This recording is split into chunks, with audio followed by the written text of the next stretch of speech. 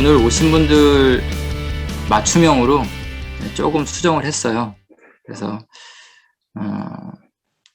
중간에 얘기를 하겠지만 이 메타버스가 다 좋은 것만 있는 게 아니거든요. 좀 부정적인 측면도 있고 우리가 그것에 대해서 좀 준비해야 될 것들이 있는데 그런 내용도 조금 담았습니다.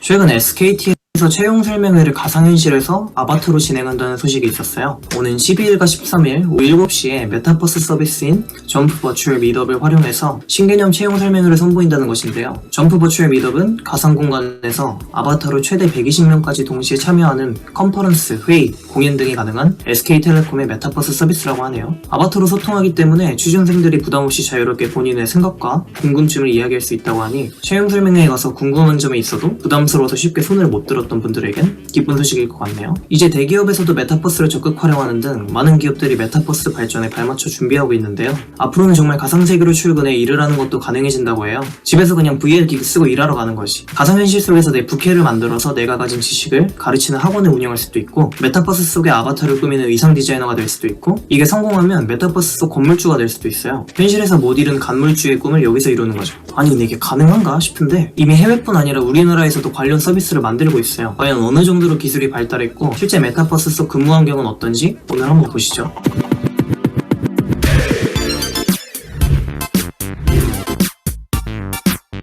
메타 환경에서 일을 하려면 리얼함이 생명이라고 해요. 기껏 거추장스러운 VR 기기까지 착용했는데 가상세계 속 풍경이나 아바타들이 조잡하고 진짜 같지 않으면 여기서 일을 할 마음이 안 생길 거 아니에요. 아바타도 진짜 현실에서 내가 움직이는 것처럼 움직이고 내가 만지거나 조종하는 것들도 어색하지 않게 잘 구현이 돼야겠죠? 최근 한국에서는 현실을 최대한 본뜬 메타버스 구축을 위해서 중소벤처기업 3개사가 손을 잡았다고 하는데 이 회사들 구성이 참 재밌어요. 하나는 VR 전문업체 프런티스, 또 하나는 건축정보 모델링 전문업체 피직스 컨설팅, 그리고 블록체인 NFT 전문기업인 코어다트랩이에요. 그러니까 이 가상세계가 진짜처럼 보이게 꾸며질 VR 업체, 그리고 그 안에 건물들을 지을 시공업체, 그리고 경제구조를 만들 블록체인 업체까지 힘을 합치는 거예요. 근데 건물 정도는 구조가 잘못돼도 어차피 가상세계인데 무너질 것도 아니고 그냥 VR 업체가 그럴듯하게 만들면 되는 거 아닌가 싶은 생각이 드는데 이 건축정보 모델링이라는 비임 기술 자체가 가상공간의 기획, 설계, 엔지니어링, 시공 및 유지관리, 폐기까지 가상으로 시설물을 모델링하는 과정을 담고 있다고 해요. 실제로 현실에서 건물을 짓기 전에도 이 비임 기술을 통해서 미리 가상의 건물을 설계해서 지어보고 설계에 잘못된 건 없는지, 시공이나 유지관리는 괜찮은지 이런 다양한 정보들을 미리 확인해서 안전성을 높이고 비용을 절감할 수 있다고 해요. 그래서 메타버스를 구축할 때 이 빔 기술을 활용해서 메타버스 속에 3D 건물과 공간 조성을 할 계획이라고 하네요. 이제 건물이 지어졌으면 건물 가지고 돈을 벌 수가 있어야겠죠? 여기에 블록체인 기술을 활용해서 NFT 코인으로 토지와 부동산 등을 거래하거나 임대할 수 있는 기반을 마련할 방침이라고 해요. 그래서 영상 잘 보셨죠? 영상을 보고 나서 대부분 어떤 느낌이냐 이렇게 얘기를 하시면 우리가 어렸을 때 이렇게 뭐 공상과학 소설 이런 것에서 보던 또 그런 영화에서 보던 것들이 지금 현실적으로 구현이 되고 있다. 이런 거에 굉장히 많이 놀라시더라고요. 좀 전에도 보시면 이제 인피니트 오피스라는 이제 페이스북에서 진행되고 있는 그 가상 공간의 오피스를 보셨는데 우리가 아이언맨에서 봤듯이 이렇게 손으로 딱 뭔가를 펼치면 거기에 프로그램들이 펼쳐지고 또 이미지라든가 다양한 파일들을 공유할 수 있는 그런 오피스가 이미 이제 구현이 되고 있습니다. 자, 그래서 오늘 제가 강의에서 다룰 내용을 한번 정리를 해드리겠습니다. 첫 번째는 메타버스가 무엇인지, 그리고 메타버스의 개념이 너무 확장됐기 때문에 4가지로 그걸 나눠서 좀 쪼개보겠습니다. 그리고 과거에 이미 경험해 봤던 메타버스는 무엇인지, 자, 두 번째, 왜 메타버스가 이렇게 뜨고 있는지, 그 다음에 왜 메타버스를 꼭 잡아야 되는지, 왜 메타버스가 뜨게 됐냐면 비대면 시대 연결이라는 키워드를 잡아봤어요. 그래서 지금 코로나 때문에 이제 집콕을 해야 되고 사회적 거리두기를 해야 돼서 사람들을 만나기가 어려운 시대가 됐잖아요. 그런 이 비대면 시대에서 아바타로 가상 공간에 들어가서 새로운 사람들을 만나고자 하는 그런 사람들의 심리가 반영이 됐다고 봅니다. 또 왜 메타버스를 잡아야 되는가? 좀 잠시 후에 더 자세히 말씀드리겠지만 새로운 경제 시스템이 메타버스에서 돌아가고 있다는 겁니다.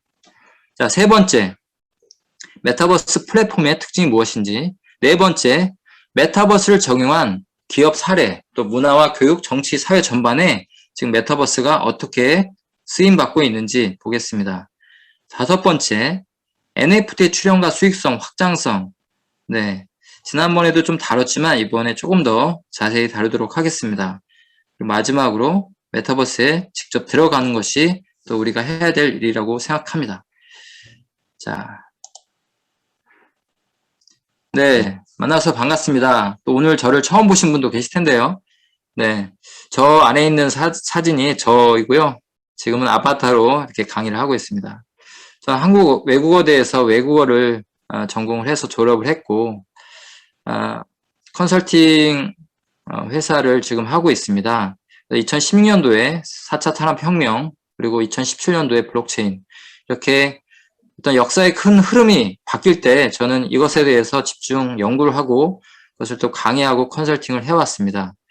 그래서 현재 사단법인 블록체인 기업진흥협회 NFT 협력위원으로도 일을 하고 있고, AI 메타버스 전문가협회 자격증 이것을 취득을 했고요. 그리고 현재는 부회장으로 또 일을 하고 있습니다.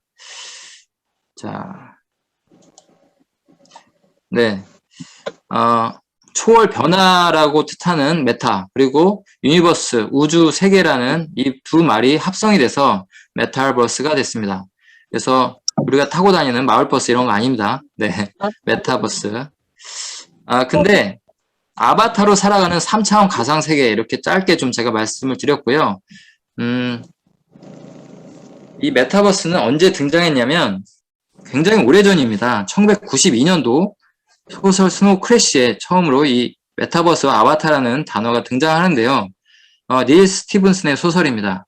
그런데 굉장히 재밌는 거는 현실 세계에서 이 피자 배달부가 이제 이런 가상세계로 갔을 때는 천재 해커로 굉장히 막 사람들한테 주목을 받는 그런 인물이거든요.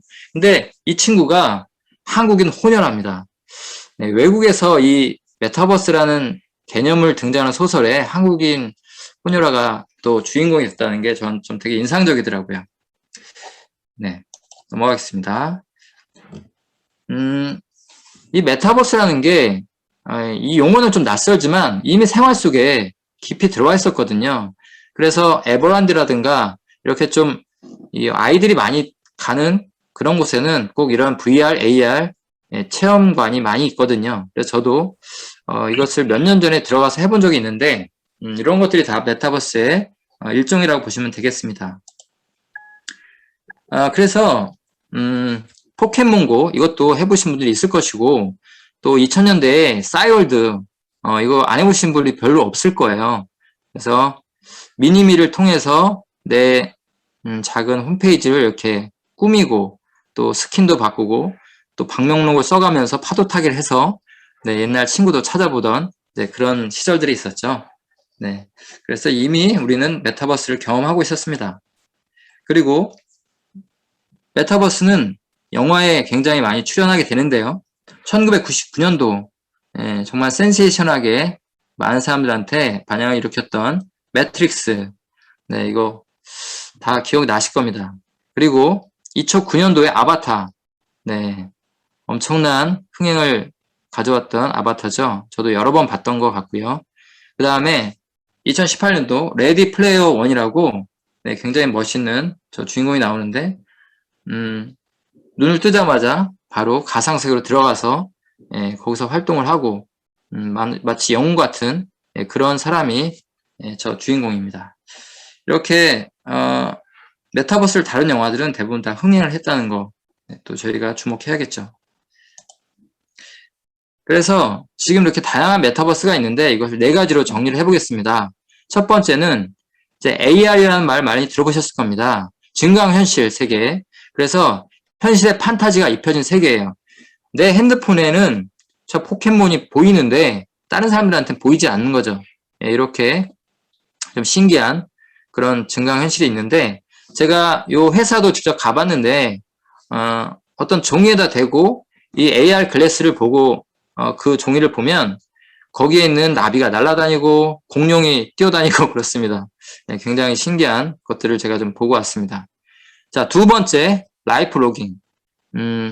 디지털 공간에서 자신의 일상을 타인과 공유하는 건데, 이것은 마치 내 일기장을 사람들한테 같이 보게 해주는 거라고 이해하시면 되겠어요. 그래서 브이로그, SNS가 다 라이프 로깅인데, 예를 들면은 나 혼자 산다 이런 것들도 라이프 로깅의 하나라고 볼 수 있겠습니다.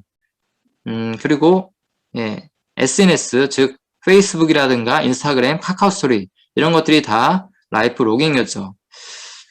요거를 좀 우리가 연결해서 보면 사실 우리의 모든 정보가 예, 구글에서 다 보고 있다는 거 여러분들 알고 계신지 모르겠습니다.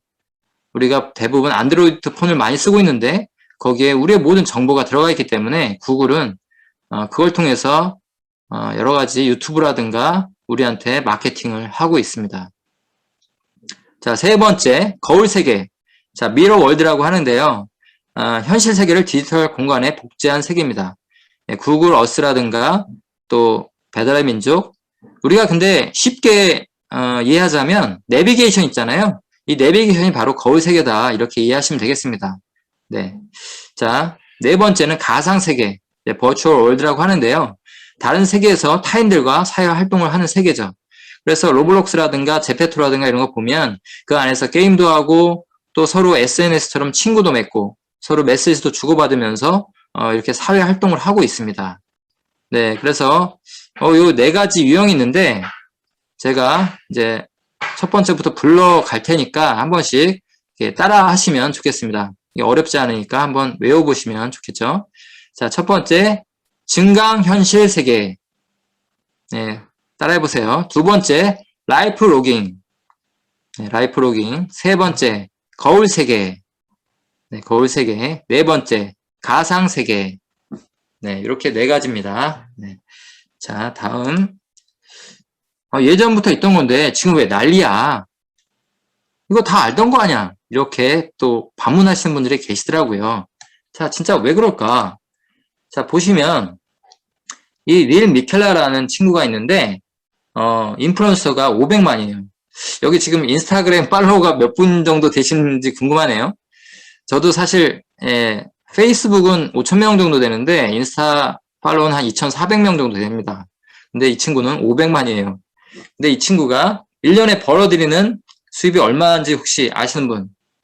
네. 자, 자그마치 132억. 네, 엄청나죠? 근데 이 사람이 가상 인물이라는 거예요. 가상 인플루언서. 그리고 옆에 이마, 이 친구는 이제 이케아 모델로 또 유명한데요. 이 친구도 33만 팔로워, 연수익 7억. 네, 이걸 왜 보여드리냐면 지금 이 가상 세계에 돈이 몰리고 있다. 이렇게 이해를 하시면 되겠어요. 자, 또 이 VR, AR 시장을 보시면, 자, 오른쪽에 2023년도에 보시면, 지금, 세계 VR, AR 헤드셋 출하량이 2.5억 대잖아요. 근데 2025년, 그 2년 후에는 4.4억 대. 네. 거의 배나 증가하는 그런 빠른 증가 양상을 보인다는 거죠. 이렇게 엄청나게 지금 폭발적으로 성장하고 있는 시장이 이 메타버스 시장입니다. 자, 그래서 지금 글로벌 기업들, 공룡 기업들이라고 하는 메타버스 기업들이 있는데요. 구글, 애플, 그리고 엔비디아, 페이스북 이런 글로벌 기업들이 이 메타버스의 패권을 쥐기 위해서 서로 전쟁이 시작됐습니다. 그리고 다른 형태로 진화된 연결이라는 제가 또 키워드를 썼는데요. 이 코로나19를 통해서 정말 사람들이 지금 코로나 블루라는 그런 용어도 나오고 사람들 못 만나다 보니까 너무 답답한 거죠. 그리고 기억하시는지 모르겠지만 작년에 이 부캐 열풍이 있었습니다. 그래서 김신영의 부캐, 둘째 이모 김나비라고 있죠. 트로트곡을 냈었고요. 또 김혜준의 부캐 카페 사장 최준, 저 능글능글하던 저 캐릭터로 나오고 있죠. 이런 것들 또 그 유드래곤이라고 하는 그런 것들도 나왔었죠. 그래서 사람들이 이제 SNS라든가 이렇게 이런 메타버스 공간에서 사람들을 많이 만나게 되는데 또 내 원래 캐릭터로 이게 뭔가 댓글을 쓰고 또 좋아요를 눌렀을 때 그런 것들이 연락이 오는 경우가 있는 거예요. 아니 너 왜 나 그 사람 마음에 안 드는데 너는 거기다 댓글을 달고 좋아요를 누르니? 네, 이렇게 좀 불편해지는 거죠. 그러다 보니까 아바타로 이 가상 공간에 들어갈 때는 다른 캐릭터로 그리고 내가 현실 세계에서 좀 그런 모습이 되고 싶었던 거를 그 아바타에 투영을 해서 이렇게 부캐로서 활동을 많이들 하고 있습니다. 그래서 내가 사람들과 연결되고 싶은데 이 코로나 시대에 연결되기가 힘드니까 메타버스 공간에서 새로운 연결을 시도하고 있다. 그래서 정리를 해보면 왜 이렇게 메타버스가 뜰까? Z세대가 열광하는 신세계라는 겁니다.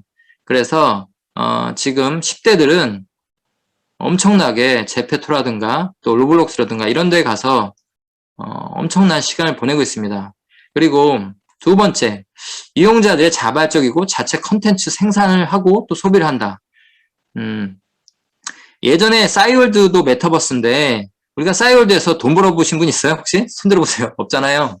그런데 지금 제페토라든가 로블록스 이런 메타버스 안에서 사용자들이 이렇게 생산자가 되어서 아이템을 만들고 건물을 만들고 여기서 돈을 벌고 있다는 겁니다. 그래서 이 메타버스 플랫폼 내에서 새로운 경제 시스템이 작동이 되고 있다.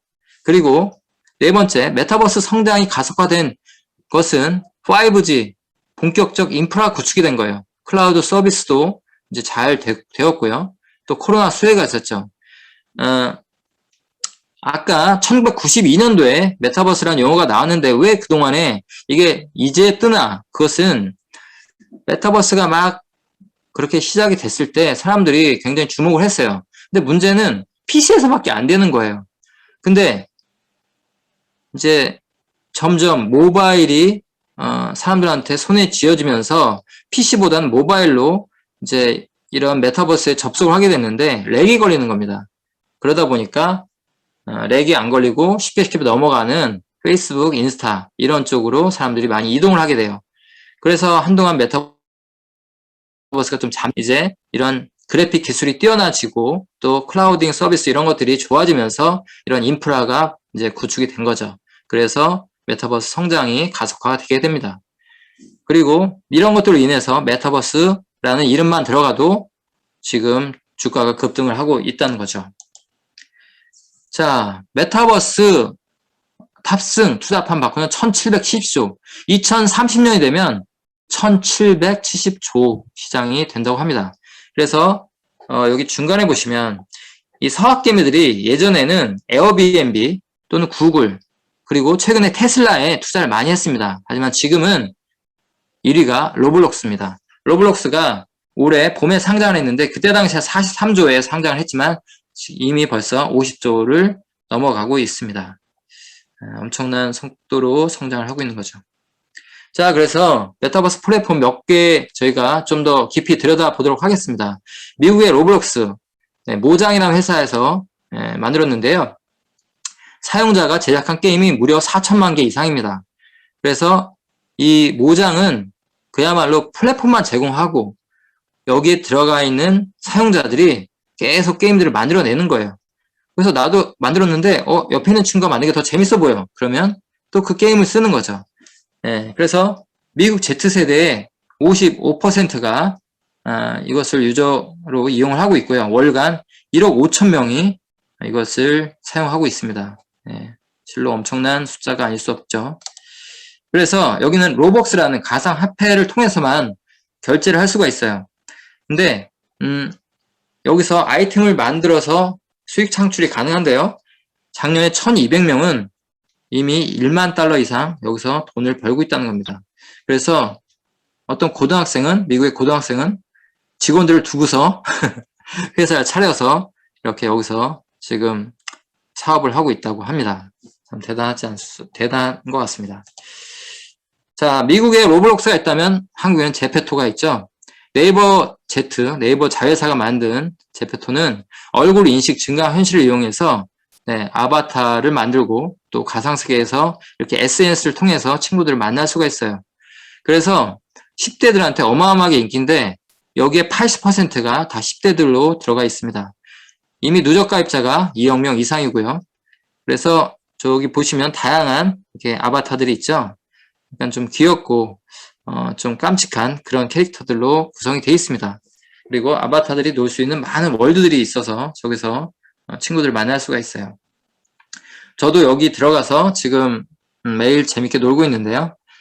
여기서도 한 팔로워가 지금 한 70명 이상 이제 얼마 안 되다 보니까 예, 그래도 어린애들이 다행히 저를 친구 삼아 주시더라고요. 이제 넘어가겠습니다. 자, 그래서 빅히트 엔터테인먼트 또 YG 엔터 여기서 120억 그리고 JYP에서 50억 해서 총 170억을 이 제페토에 투자를 했습니다. 블랙핑크가 이제 원래 오프에서 팬사인을 하려고 했는데 지금 오프에서 할 수가 없잖아요. 그래서 제페토에서 팬사인을 했더니 4,600만 명이 4,600명이 아닙니다. 4,600만 명이 몰려들게 됩니다. 또 있지도 한강공원에서 팬미팅을 했을 때 680만 명이 몰려서 엄청 성황을 이루게 됩니다. 참 대단하죠. 그리고 제페토는 구찌와 콜라보를 합니다. 그래서 Z세대가 여기서 명품을 쳐 바르고 있습니다. 덕질을 한다고 하죠.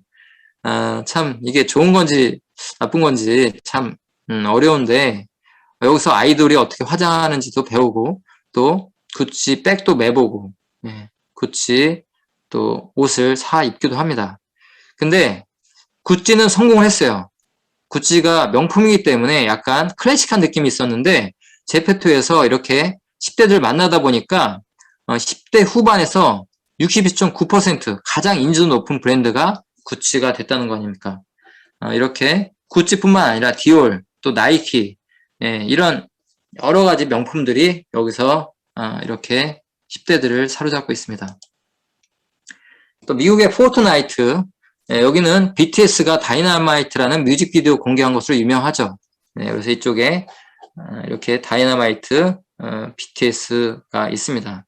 여기 아바타들이 와서 이렇게 구경을 하고 있는 거고요. 가장 유명한 것은 올해 트래비스 스캇이라는 미국의 유명 래퍼가 있는데 이 가수도 원래 전국 투어를 하려고 했다고 합니다. 그런데 코로나 때문에 할 수가 없잖아요. 많은 그 스태프들이 필요하고 또 큰 경기장 이런 것들을 빌려야 되는데 할 수가 없다 보니까 이 포트나이트에서 한번 해보자. 이 포트나이트에는 원래 이제 배틀 로얄 모드라는 데서 이렇게 막 서로 전투를 합니다. 그런데 파티 로얄 모드라는 데서는 이렇게 서로 만나서 좀 우리 쉬자. 그리고 서로 우리 좀 친구 좀 하자. 이렇게 서로 만나는 그런 파티 로얄 모드가 있는데 여기서 이렇게 공연을 하게 됩니다. 근데 우리 돈 약 240억을 콘서트 하나로 벌게 됩니다. 근데 이게 10분짜리 콘서트를 5번 했는데 240억을 벌게 되고요. 오프라인 수입의 10배를 벌게 됩니다. 이런 예가 있기 때문에 앞으로 콘서트도 메타버스를 많이 활용하게 되지 않을까 전망을 하게 됩니다. 자, 근데 이 SM 엔터테인먼트에서 만든 걸그룹 에스파가 있습니다. 여기를 보시면 8명처럼 보이죠? 근데 자세히 보시면 4명이 실제 인물이고 4명은 아바타입니다. 근데 저는 상당히 이것에 대해서 좀 우려를 하게 돼요. 이 에스파가 발표한 노래들을 한번 검색을 해보시면 나오는데 그 가사들이 굉장히 비성경적입니다. 약간 좀 심하게 말하면 그 적그리스도를 찬양하는 그런 느낌의 내용을 담은 그런 가사들이 있거든요. 그래서 정말 이렇게 이런 세계관을 가지고 있는 이런 걸그룹이 나왔는데 놀라운 거는 단기간에 거의 블랙핑크와 맞먹는 그런 인기를 지금 누리고 있다는 겁니다.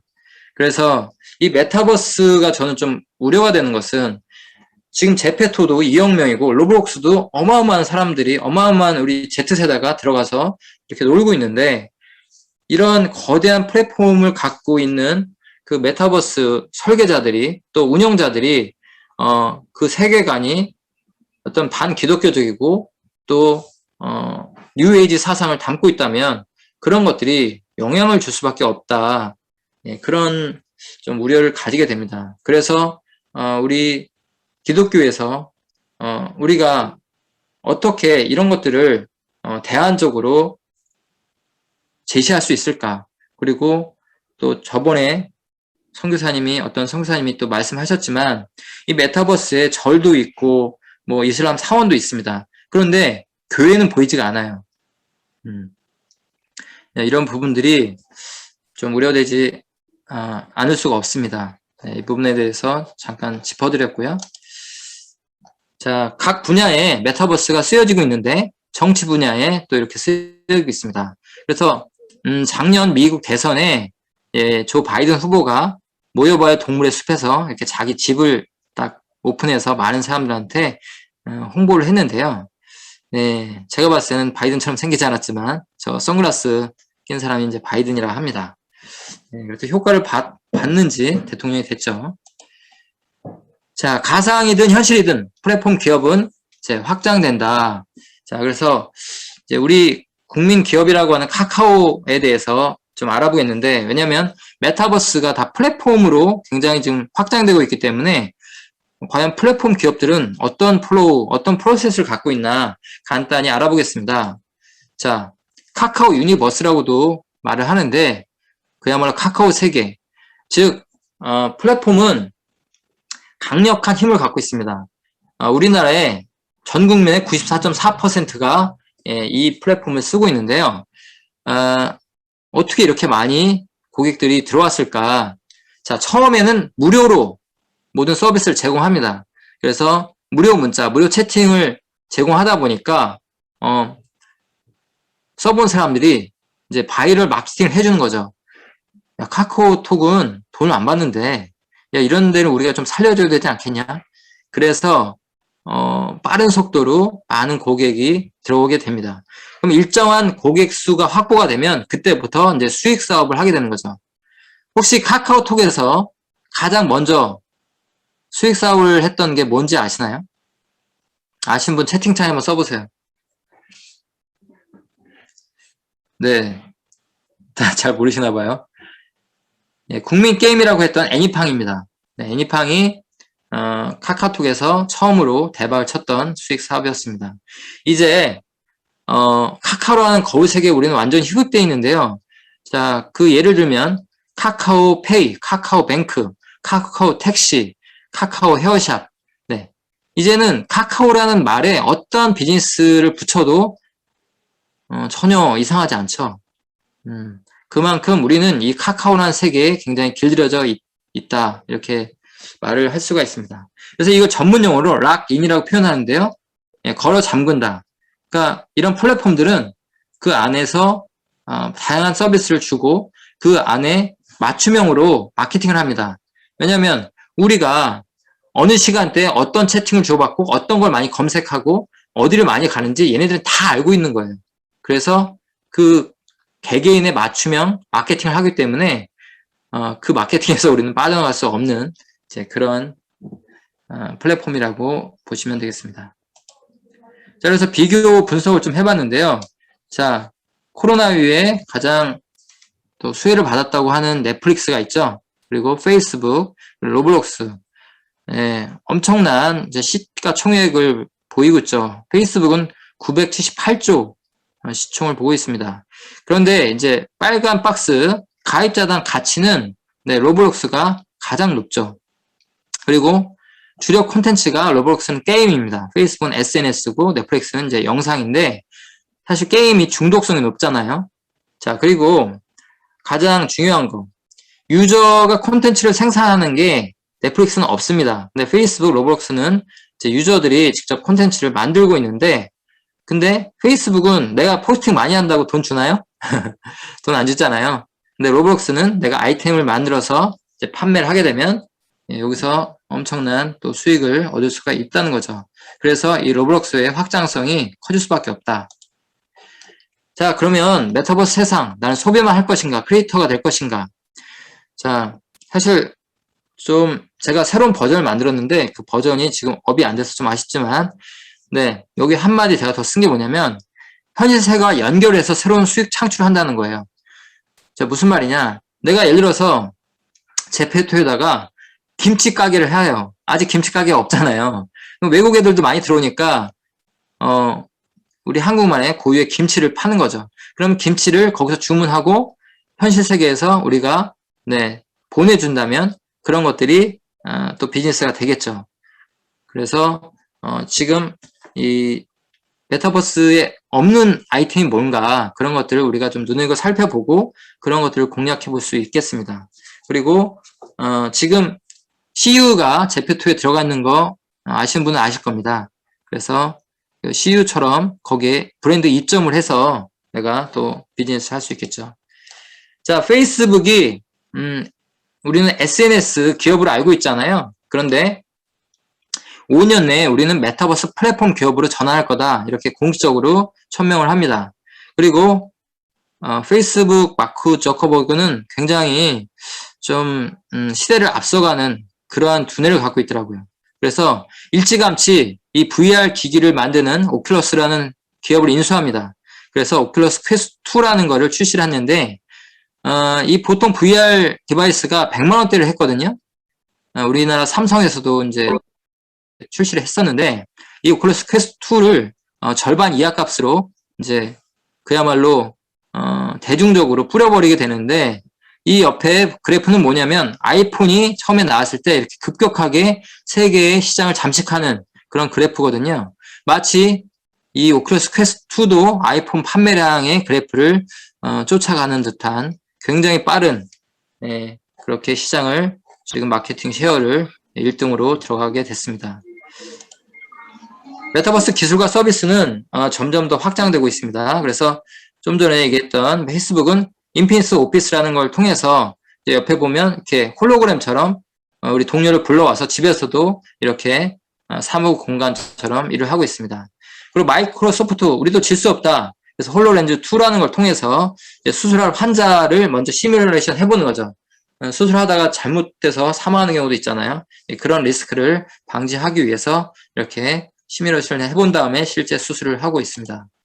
자, 그럼 메타버스를 어떻게 적용할 수 있을까? 요거를 한번 보도록 하겠습니다. 짧은 영상인데. 자, 핀란드의 라플란드. 그리고 여기는 싱가포르입니다. 영상 29도.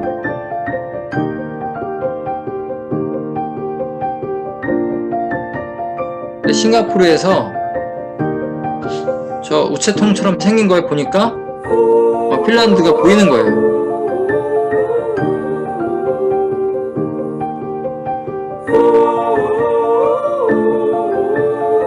핀란드의 눈을 저 우체통에 담는데 싱가포르에서 눈이 내립니다.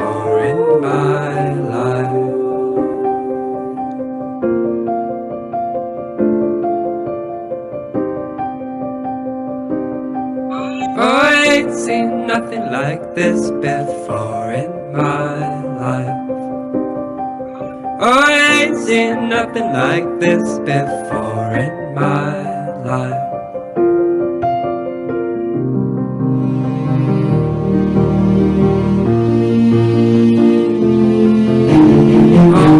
Alongside me, and somehow want you in my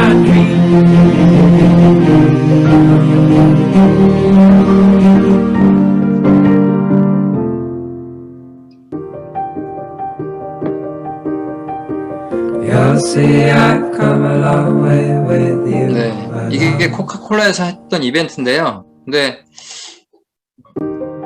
저는 되게 감동이 되더라고요. 싱가포르에 사는 아이들이 한 번도 눈을 보지 못했는데 이렇게 텔레포트라는 메타버스 기술을 활용해서 이런 좀 아름다운 장면을 연출했습니다. 메타버스를 통해서 우리는 또 이렇게 감동적인 일도 할 수 있다고 봅니다. 자, 역사, 문화 등 교육에 이 메타버스가 많이 쓰여지고 있죠. 그래서 네, 이렇게 뭐 이순신 장군 이런 것들이 있는데요. 그래서 저는 우리 기독교에도 이런 것들을 우리가 활용할 수 있겠다. 그래서 모세 홍해의 기적이라든가, 또, 신약의 사도행전에, 또 예수님의 여러 가지 일대기 이런 것들을 우리가, 콘텐츠로 만든다면, 지금 10대 아이들이 교회를 많이 떠나고 있잖아요. 그런 아이들한테, 새로운, 그다음에 포인트가 되지 않을까 생각을 합니다.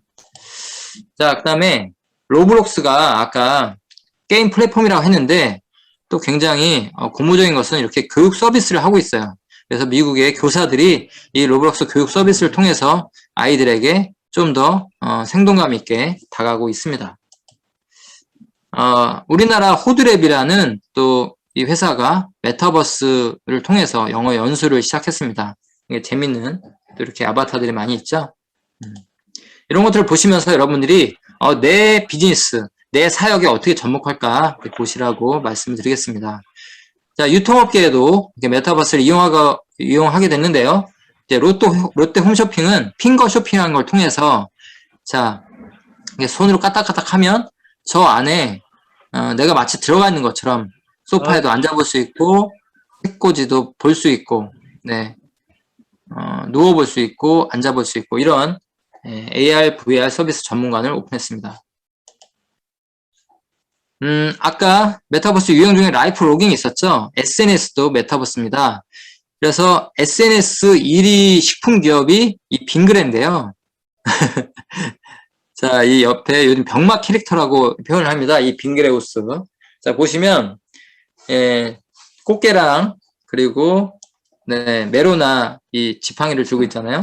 그리고, 네, 뭐, 비비빅, 엑설런트, 뭐, 머리 위에는 바나나맛 우유. 네, 이렇게 빙그레의 모든 제품들을 이렇게 온몸에 지니고 있는 빙그레우스 왕자가 있습니다. 근데, 이 인스타에 이 빙그레우스 왕자가 나타나자마자 단숨에 엄청난 네, 반응을 일으키면서 팔로우 1위가 됐습니다. 그래서 우리가 너무 이렇게 좀 딱딱하고 약간 좀 무거운 느낌이 아니라 이렇게 약간 B급 영상 또는 이런 병맛 캐릭터 이런 것들이 오히려 젊은 세대들한테는 좀 먹히고 있다. 이렇게 좀 반증을 하고 있는 거죠. 네, 그래서 우리가 인스타만이 아니라 뭐 제페토나 로블록스에 이렇게 빙그레우스 왕국을 한번 건설하면 더 많은 인기를 이 빙그레가 얻지 않을까 이렇게 생각을 해보게 됩니다. 자, 직방 같은 경우는 이미 사무실을 대부분 없애고 이 메타버스 안에서 다 업무를 하고 있고요. 그 다음에 소나타 N이라는 이제 신차가 나왔을 때 또 메타버스에서 시승을 했고요. 또 의료 실습, 또 면허 시험 이런 것들도 다 메타버스가 하고 있습니다. 네. 그리고 이제 우리나라 엔터테인먼트 보시면 이렇게 뭐 빅히트 또 YG 이런 것들이 굉장히 이 안에서도 이렇게 메타버스 플랫폼을 만들어서 지금 하고 있습니다.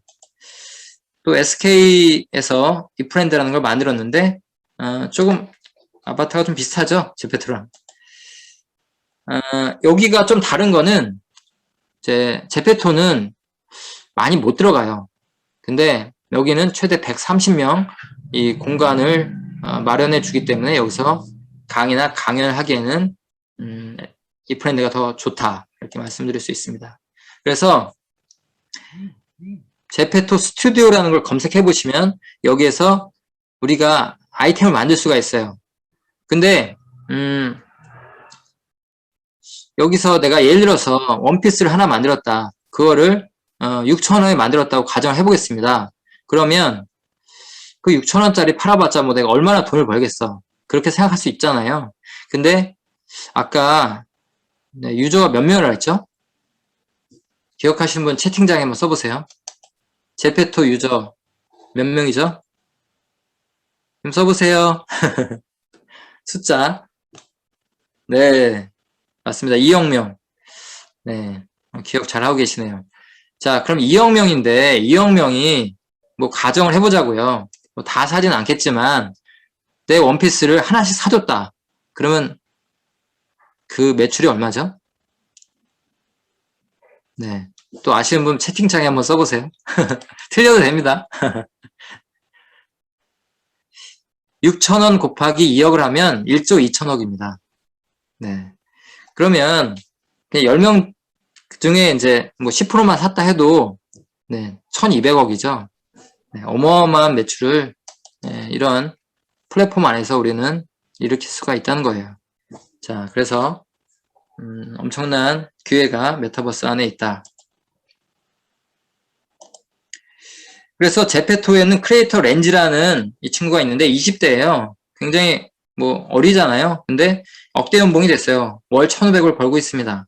네, 엄청나죠? 그리고 많은 크리에이터들을 이제 교육을 하고 예, 키워내고 있습니다.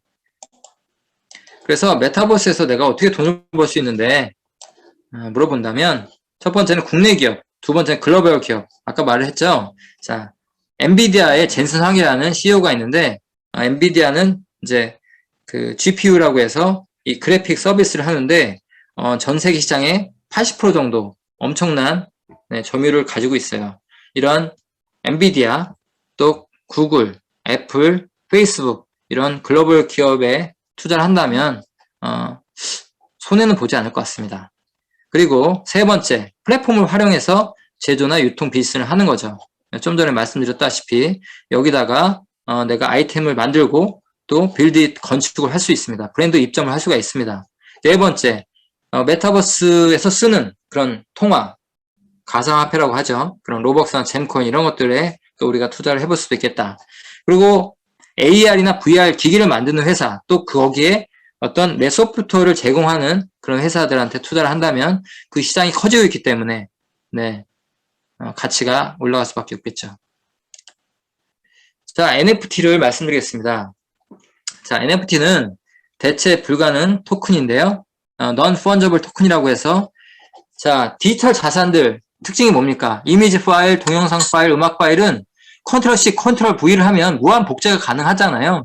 그렇기 때문에 이게 원본이 도대체 어떤 건지 알 수가 없습니다. 네, 그런데 블록체인에 고유 인식값을 부여를 하는 겁니다. 그래서 소유권 거래가 가능할 수 있게 해주는 게 바로 NFT다. 이렇게 보시면 되겠는데요. 자, 달리 표현하면 디지털 가상자산의 등기부 등본 또는 원본 증명서 이렇게 이해하시면 되겠고요. 자, 메타버스 플랫폼에서 사용되고 있어서 점점 더 확산될 예정이다. 더 샌드박스라는 메타버스 플랫폼이 있습니다. 여기에서 내가 랜드라는 그런 부동산을 사고 건물을 올리면 거기에 소유권을 내가 얻을 수가 있는데 이런 NFT 개념이 없을 때는 아무리 내 이름을 단다 해도 그 회사가 없어지거나 그 회사가 그 소유권을 뭐 증명해 줄 수가 없었어요. 근데 이제는 NFT라는 개념이 들어오면서 그것이 생성된 시각, 그다음에 소유자, 그리고 그 거래된 내역들이 이 NFT 안에서 다 확인이 될 수 있다는 겁니다. 자, 그래서 이 영상 하나 보겠습니다.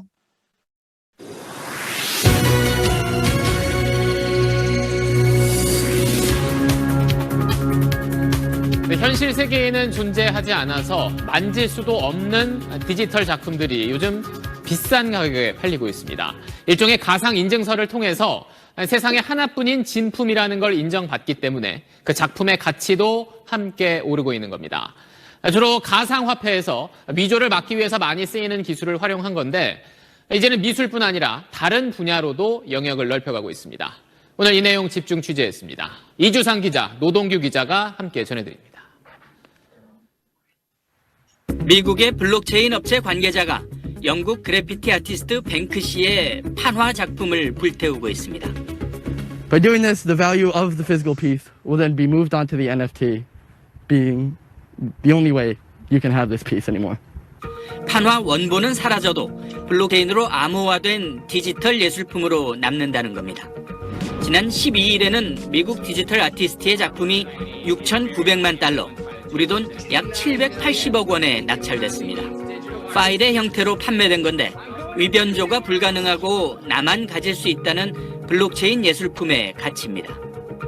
또 테슬라 자동차 CEO 일론 머스크의 연인으로 유명한 가수 그라임스는 전쟁 요정이라는 블록체인화한 캐릭터를 만들어 65억 원에 판매하기도 했습니다. 국내에서도 이런 블록체인 미술품의 거래가 현실화되고 있습니다.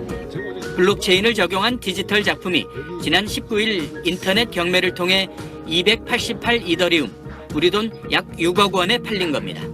그림을 그려서 바로 팔 수 있는 이런 시장이 열리는 것이 미술 활성화에 굉장히 도움이 되고 젊은 작가들을 많이 양성할 수 있다고 생각을 합니다. 대표적인 경매업체 서울옥션 역시 올 하반기 블록체인 시장 진출을 목표로 거래 시스템 개발과 작가 발굴에 나섰습니다. 미술품의 디지털 생태계를 구축해 누구나 예술가가 될 수 있고 누구나 수집가가 될 수 있는 새로운 시장을 형성하겠다는 겁니다. SBS 이주상입니다.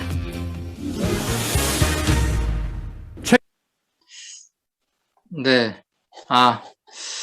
그래서 그거는 영상 거기까지만 보고요. 지금 이제 보셨다시피 그 첫 5천이라고 하는 이제 작가 비풀이 경매에서 780억에 이렇게 낙찰이 되죠.